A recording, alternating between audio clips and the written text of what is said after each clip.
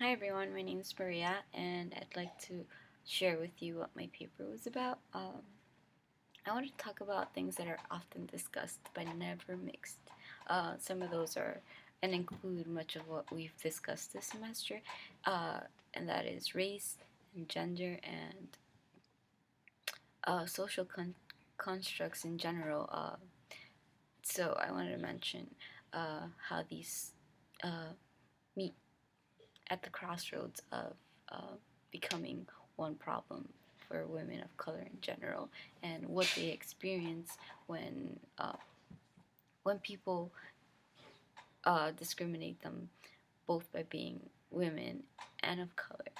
I think it's often overlooked, never really discussed, but I think it's becoming more of a relevant topic today.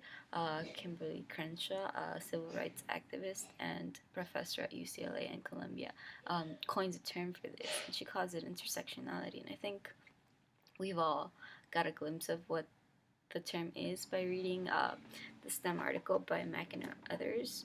Um, and it's more in an educational sense, but we grasp the idea. It was just interesting to me that this can apply both in a professional setting and in an educational setting, because you can have one before you accomplish the other. And I think women of color who are hindered by being double marked should be discussed. I think it should be talked about, it should be understood, and that way we can start to resolve some of the issues, or um, dissolve the boundaries that stand in the way of women of color. Uh, because I think it's fair to say that men are always have more of a positive um, outcome out there, and I think women who are white often uh, struggle and are discriminated. And like, I mean, feminism in general, it applies to women, but it never really goes in depth for women of color.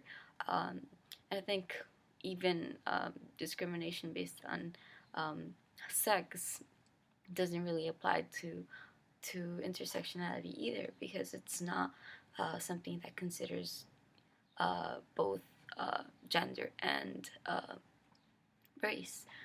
So I thought it was interesting to point this out and to talk about it, and interrelate it with what the course has discussed, and other and just in general other um, disadvantages women of color face